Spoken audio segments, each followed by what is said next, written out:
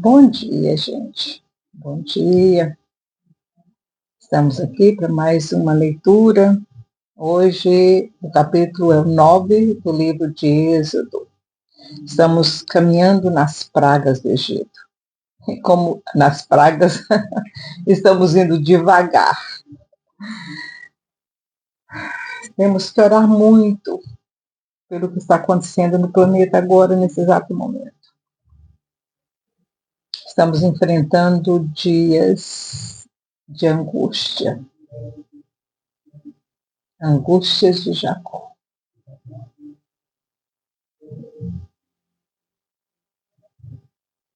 Nós já estudamos os profetas, passamos por eles, né? Passamos pelos profetas, nós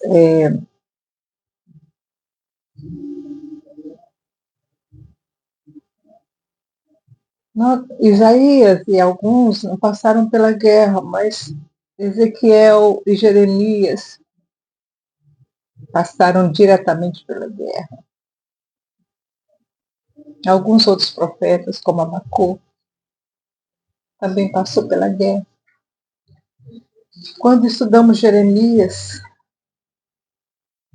e Jeremias chorando, lamentando a destruição de Jerusalém, tem o canto de Jeremias sobre a destruição de Jerusalém.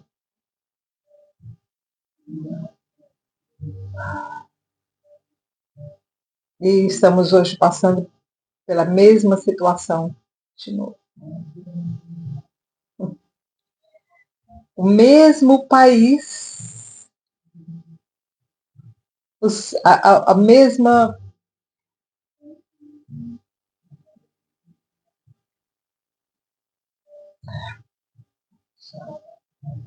Gente, parece sabe, um nightmare, como é que chama isso? Um pesadelo que nunca passa. É o que Israel vive. É um pesadelo que dura 3.000 anos, gente.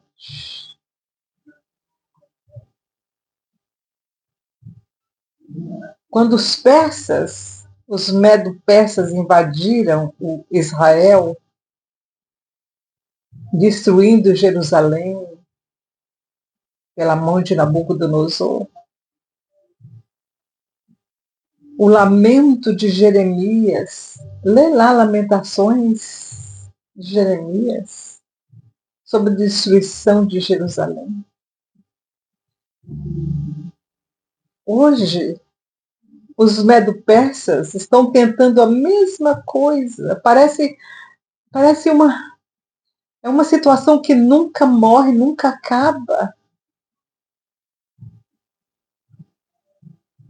É impressionante isso, é impressionante. 2.500 anos atrás, isso estava acontecendo. 2.600, 2.700 anos atrás, isso estava acontecendo. E agora de novo. Na época eram cavalos, espadas. Hoje são mísseis. Mísseis de 30 metros de comprimento. Você imagina uma coisa dessa?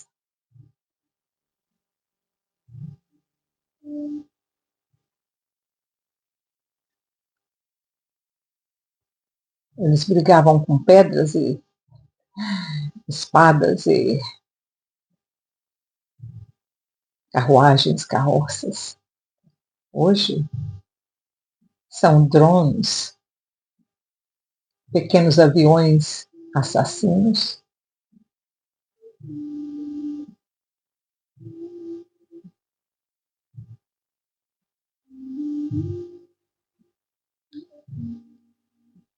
O que Israel está tentando fazer é cortar os medo-persas antes que eles venham e façam a mesma coisa que Nabucodonosor fez.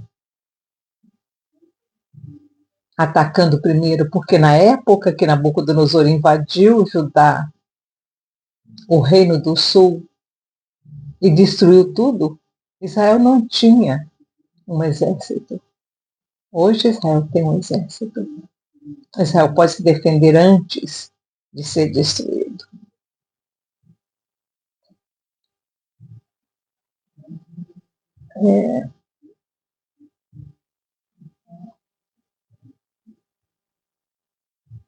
E o ódio de tantos países, inclusive eu estava vendo uma coisa hoje, uma reportagem dos Estados Unidos, um homem lá em Nova York, um americano, gritando morte a Israel, com a bandeira palestina, jogando em cima dos judeus e chamando eles de demônios.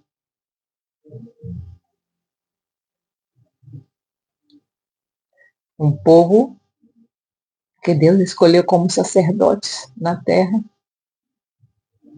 sendo chamados de demônios. Jesus também foi chamado de demônio. Aliás, Jesus foi chamado de chefe dos demônios.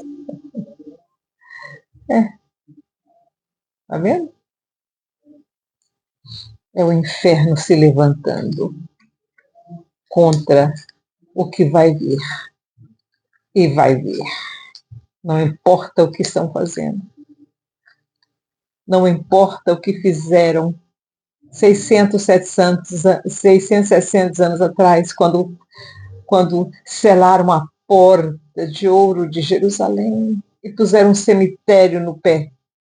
Não importa nada disso. Quando o Eterno, quando Jesus de Nazaré descer, no poder do Pai, na autoridade do Eterno, porque quando Jesus descer, ele não vai descer na autoridade dele mesmo, ele vai descer na autoridade do Eterno.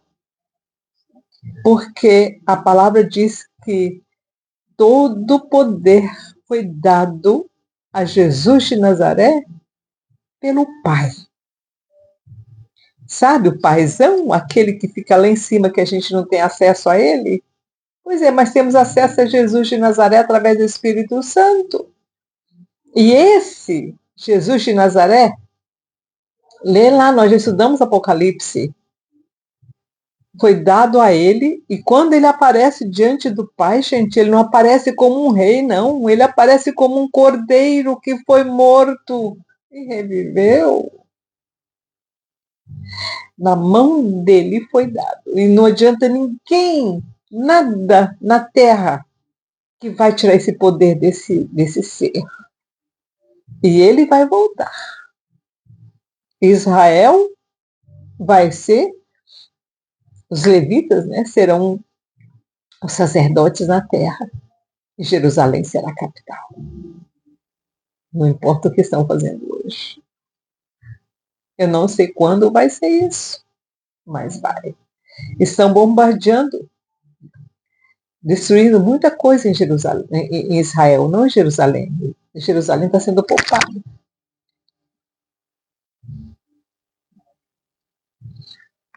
Mas em Israel estão destruindo muita coisa. Muita coisa. Essa noite foi terrível. Agora de manhã, né? Não à noite, agora pela manhã foi terrível. Até o hospital foi atingido. São os medo-persas de 2.500 anos atrás, 1.600 anos atrás, fazendo a mesma coisa. 2025. É um pesadelo. Um pesadelo. É o inferno se levantando. A praga da peste nos animais. Vamos ver o que o Eterno fez no Egito? Ele não usou nada assim, não caiu nada do céu, não. Foi da terra mesmo. Foi lá. Aquele vulcãozinho mexendo lá embaixo, de Santorini. Santa Irene, foi eu falei que ia falar sobre ela, na Santa Irene, ela foi um mártir nos anos 400, 300, entre 300 e 400. antes do cristianismo se tornar religião oficial de Roma,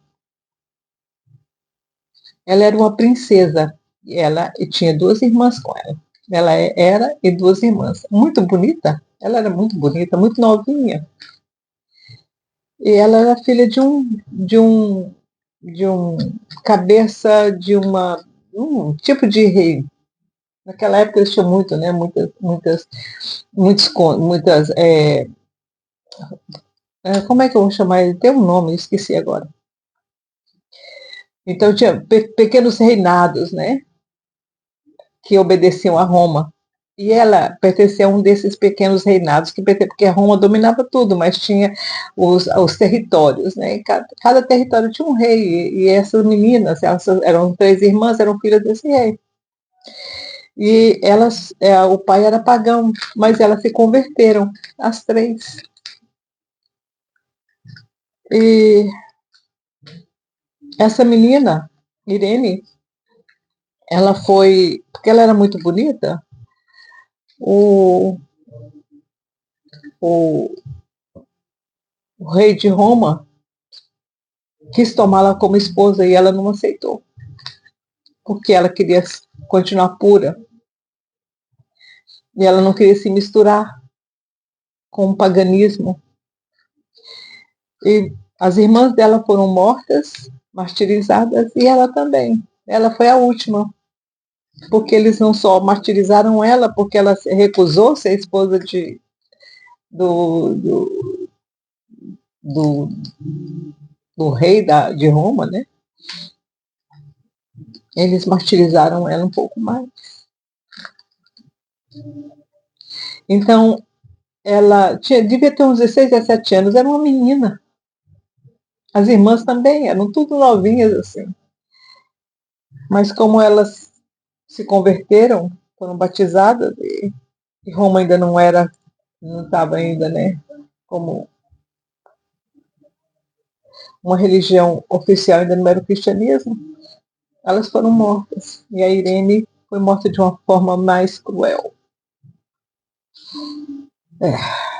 Então, né, essa ilha foi chamada em homenagem a ela. Depois, né, isso aí, porque essa destruição da ilha foi uns 2.600, 2.600, 2.700 antes de Jesus de Nazaré. Tá?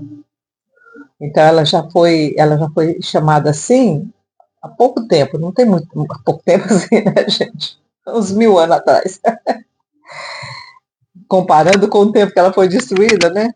E a gente fala pouco tempo porque é uma forma de falar. A praga da peste nos animais. Então disse o Senhor a Moisés: vai ter com Faraó e diz-lhe: assim diz o Senhor, o Deus dos Hebreus: deixa ir o meu povo para que me sirva.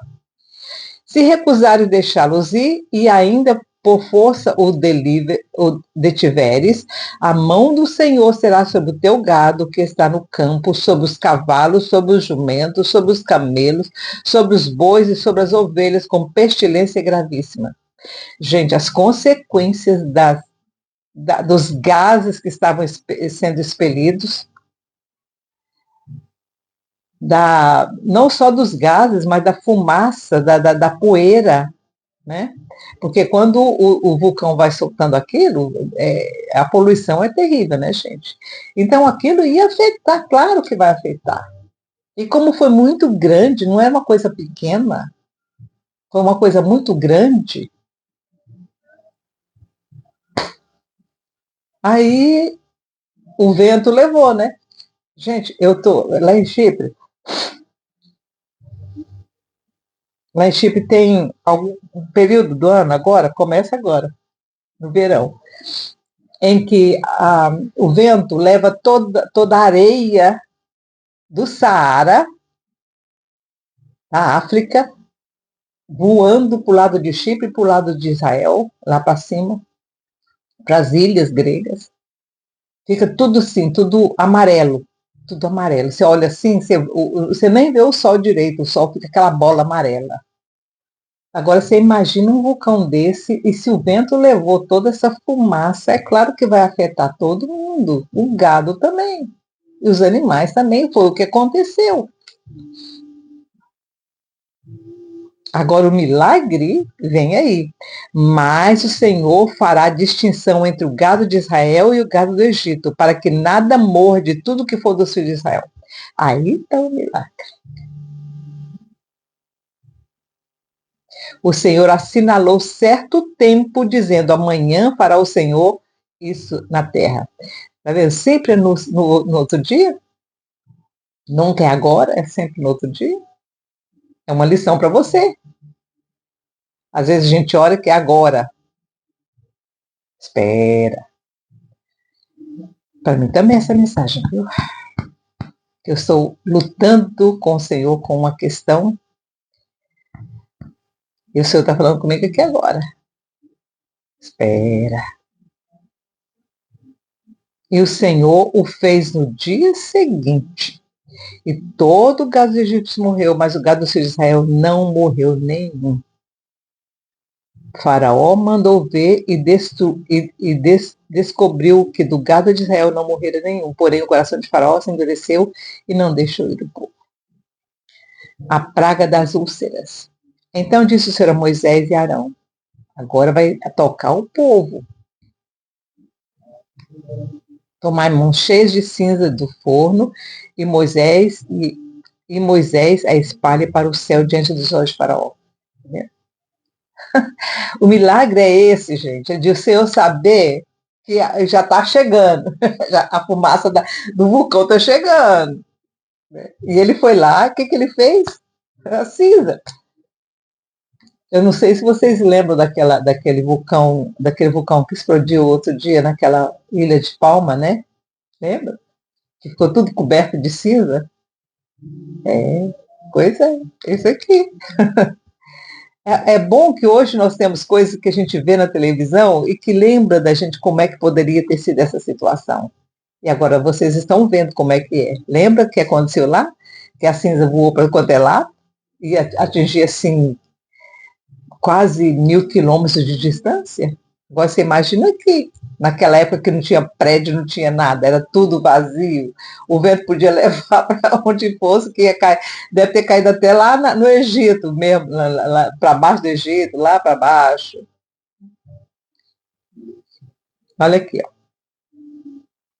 Ela se tornará em pó miúdo sobre toda a terra do Egito, né? Pó miúdo, igualzinho. E se tornarem tumores que arrebentam as úlceras, porque essa cinza, gente, era quente. A cinza de vulcão é quente. É claro, né? Fogo, aquilo ali é uma temperatura incrível. Aquele fogo está saindo de dentro da terra. Então é uma fumaça quente. O que a fumaça quente faz? Queima. Ela se tornará em pó sobre toda a terra do Egito, se tornará em tumores que arrebentem úlceras nos homens e nos animais por toda a terra do Egito. Ainda sobrou animal, tá vendo? Eles tomaram a cinza do forno e se apresentaram a Faraó, e Moisés espalhou para o céu, e ela se tornou em tumores que arrebentavam em úlceras nos homens e nos animais. Os magos não podiam permanecer na presença de Moisés por causa dos tumores que havia neles e em todos os egípcios. Mas o Senhor endureceu o coração de Faraó e não os ouviu, como o Senhor tinha dito a Moisés.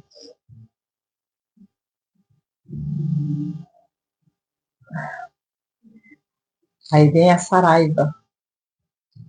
O que é a Saraiva? Tem um vulcão no México que é muito interessante. Ele solta essas saraivas, são... É porque eu sigo muito vulcão, viu, gente? Eu sou apaixonada por essa força da natureza. E esse que tem no México, quando ele está ativo o tempo quase todo, né? Mas à noite você vê é como se tivesse chuva de relâmpago. sai dele aqueles relâmpagos imensos assim cortando, sabe, no meio, porque quando ele solta aquela fumaçona muito quente, né? Aquela fumaça é muito quente, igual eu falei para vocês. Então aquela fumaça muito quente, aí ele solta aqueles relâmpagos, aquela coisa mais louca. É lindo de ver de longe. Não no caso do Egito aqui não presta não, né? Mas de longe é muito bonito, gente. Inclusive, eu sigo um casal que eles estão agora em Gibraltar, que é na Venezuela, e de lá dá para ver, é porque também tem muito vulcão para aquela área, né, gente? Então dá para ver, tem um lugar, tem certos períodos na noite que dá aquele, sabe, parece é uma chuva de relâmpagos. E da casa dele dá para ver. Ele disse que é a coisa mais linda para ver de longe. Até de perto não presta, não. A praga da Saraiva, versículo 13. Então disse o Senhor a Moisés: levanta-te pela manhã cedo, apresenta-te a Faraó e diz: assim diz o Senhor, Deus dos Hebreus: deixe ir o meu povo para que me sirva. Ou dessa vez enviarei todas as minhas pragas sobre o teu coração e sobre os teus oficiais e sobre o teu povo, para que saibais que não há outro como eu em toda a terra. Pois eu já poderia ter estendido a minha mão para te ferir a ti e ao teu povo com pestilência e teria sido destruído da terra. Se eu poderia ter feito todos os ventos virem para o Egito e acabar com tudo. Todo aquele calor, toda aquela poeira, todos aqueles gases que aquele vulcão estava, em vez de subir para a Europa, poderia ter descido porque para a Europa ele foi também, viu, gente? Uma destruição lá para cima também, muita. Mas ele poderia ter destruído completamente, mas o Senhor não fez. Por quê? Porque a palavra também diz, em Isaías, Jeremias fala que o quê? Que o Egito é o coração de Deus, né? O povo do Egito uma. Eu não sei porquê, mas o Deus eterno ama o Egito. O papaizão ama o Egito. Viu? Ele chama o Egito do meu povo. É lindo. A gente estudou nos profetas. Não sei se vocês se lembram. Versículo 15: pois eu já poderia ter estendido a minha mão para te ferir a ti e ao teu povo com pestilência e teria sido destruído da terra. Mas deveras para isso te mantive, para te mostrar o meu poder e para que o meu nome seja anunciado em toda a terra. O Senhor usa o Egito como uma voz de boas novas. Quando é que o Egito vai se tornar isso? O Senhor sabe. Está na mão do Eterno. Mas o Senhor já disse que preservaria o Egito. E o Senhor preservou o Egito até hoje. Não destruiu o Egito, como destruiu tantos povos antes. Os filisteus não existem mais. Muitos daqueles povos, os cananeus, não existem mais. Todos da mesma época. Mas a Etiópia ainda existe. E o Egito ainda existe. Israel ainda existe.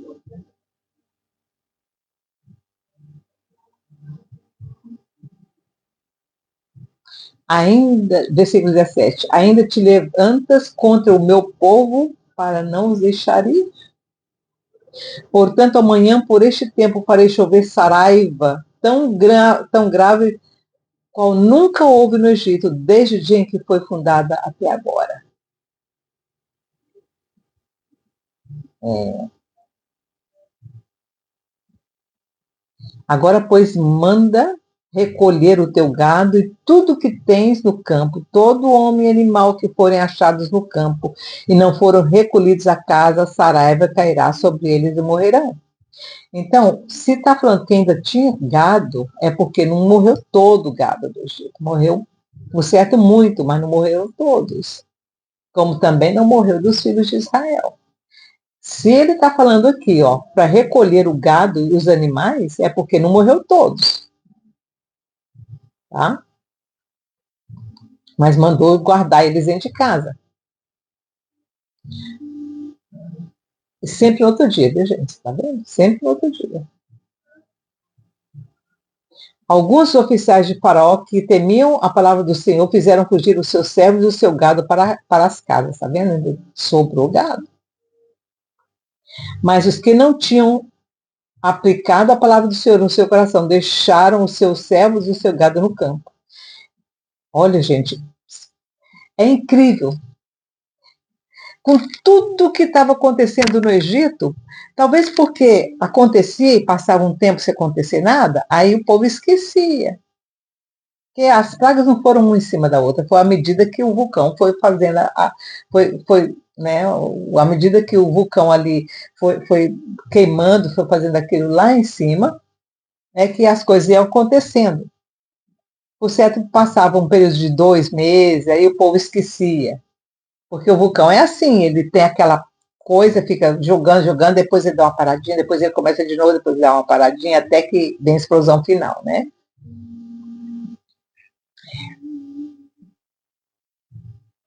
Versículo 22. Então disse o Senhor a Moisés: estende a tua mão para o céu, e haverá saraiva em toda a terra do Egito, sobre os homens e sobre os animais, e sobre toda a erva do campo na terra do Egito. Por certo, os filhos de Israel recolheram todos os animais. Obedeceram a Moisés. Quem não obedeceu, dançou, né? Estendeu Moisés a sua vara para o céu, e o Senhor deu trovões e saraiva. Falei? E fogo desceu à terra, assim fez o Senhor chover saraiva sobre a terra do Egito. Mudou, sabe, gente? Certas coisas, quando acontecem, por exemplo, vocês, não sei se vocês já ouviram falar do Yellowstone. Yellowstone é um grande vulcão. Tem grandes vulcões na Terra que já fizeram destruições incríveis, matando assim, soterrando cidades inteiras. Yellowstone foi um que mudou toda a geografia dos Estados Unidos. Até hoje ele está lá. Ele é imenso, gente. A caldeira dele é maior do que a cidade de Londres. A caldeira dele. Tem uma agora que ele está tentando acordar na Itália. Também é um vulcão gigante, que também fez uma destruição incrível no passado. Então, quando acontecem essas coisas, gente, abala toda a estrutura de tudo que está perto. Assim, perto, né? Por exemplo, lá nos Estados Unidos, o Yellowstone pega 4 estados dos Estados Unidos. Você sabe o tamanho que é dos Estados Unidos. Seria, no Brasil, seria pegar Mato Grosso, Goiás, Minas Gerais, eu não sei qual outro, mas São Paulo. Esse foi o tanto que o Yellowstone é grande.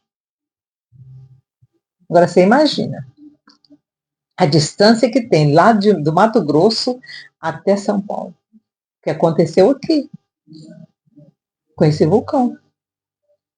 Por isso que as coisas eram muito grandes, que chegava ali na margem do Mediterrâneo, onde estavam os filhos de Israel e onde está o Egito. Havia saraiva misturada com fogo, saraiva tão grave que nunca houve em toda a terra do Egito desde que veio a ser nação. A saraiva feriu em toda a terra do Egito tudo que havia no campo, desde os homens até os animais, feriu toda a terra do campo e quebrou todas as árvores do campo. Você imagina os peixes que estavam dentro da água se eles não foram bem profundo do Mediterrâneo, muita coisa destruiu. Inclusive deve ter destruído lá em Chipre também. Bem que Chipre, como ela fica assim, num cantinho, mas ela foi atingida também. Mesmo estando num cantinho ali, ela foi atingida também.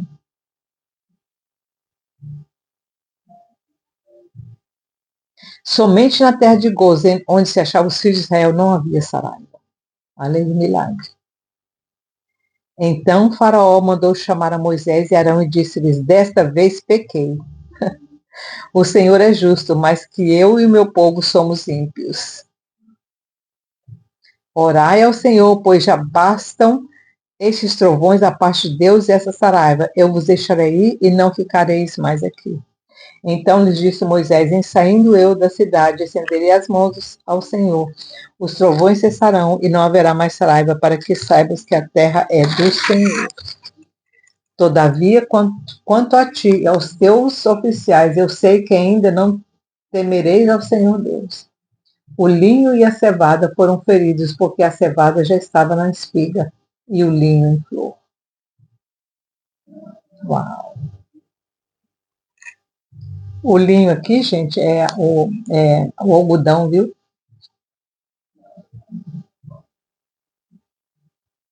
É, então, eles tiveram problema de abastecimento de comida e de roupa. Mas não foram danificados o trigo e o centeio, porque amadurecem mais tarde. Então, os outros estavam mais ainda na semente, né? Então, eles não foram atingidos. Então saiu Moisés da cidade da presença de Faraó e estendeu as mãos do Senhor, cessaram os trovões e a saraiva e a chuva não caiu mais sobre a terra. Vendo Faraó que a chuva e a saraiva e os trovões tinham cessado, continuou a pecar e endureceu o coração, ele e os seus oficiais. Assim o coração de Faraó se endureceu e não deixou de ir aos filhos de Israel, como o Senhor tinha dito por Moisés. E assim acaba o capítulo 9.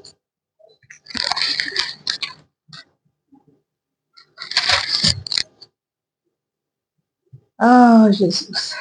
Agora nós estamos enfrentando outros problemas, né?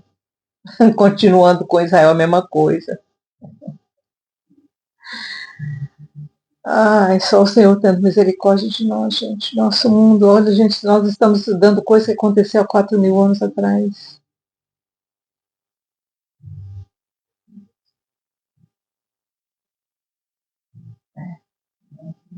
Tem alguma diferença?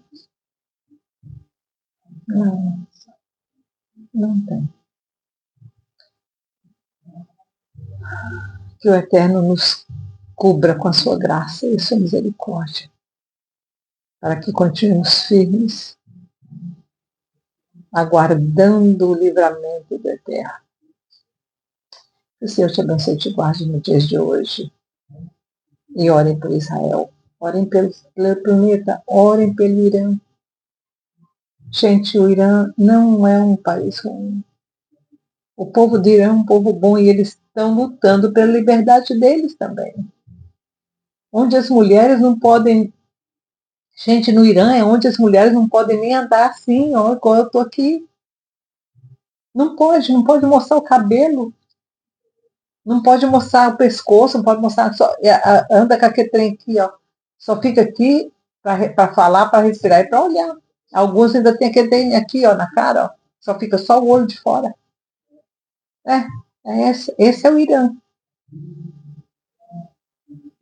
que matam e casa criança com 6, com a idade mínima para se casar lá é 9 anos, gente. Já pensou uma menina de 9 anos tendo que casar com um velho? É isso, é isso, é isso aí agora, na mão dos muçulmanos, na mão dos islamitas. A libertação do Irã vai ser a libertação de muitas mulheres. Muitas mulheres. E é isso que eles estão tentando impedir, que o Irã se liberte. Porque a libertação do Irã vai ser a libertação de vários outros países muçulmanos do mundo. Aí, inclusive o Afeganistão, né? Que também tem a mesma lei, dessa forma igual o Irã. As mulheres também são muito massacradas. Gays? Homossexuais? Não existe lá. Eles matam. Matam. E cruelmente, viu, gente? Não mata assim, dá um tiro, não. Mata com crueldade. Então tá, que aconteça um bom dia. Vamos orar. Vamos orar por Israel, pelo Irã, pelos Estados Unidos. Tchau, tchau.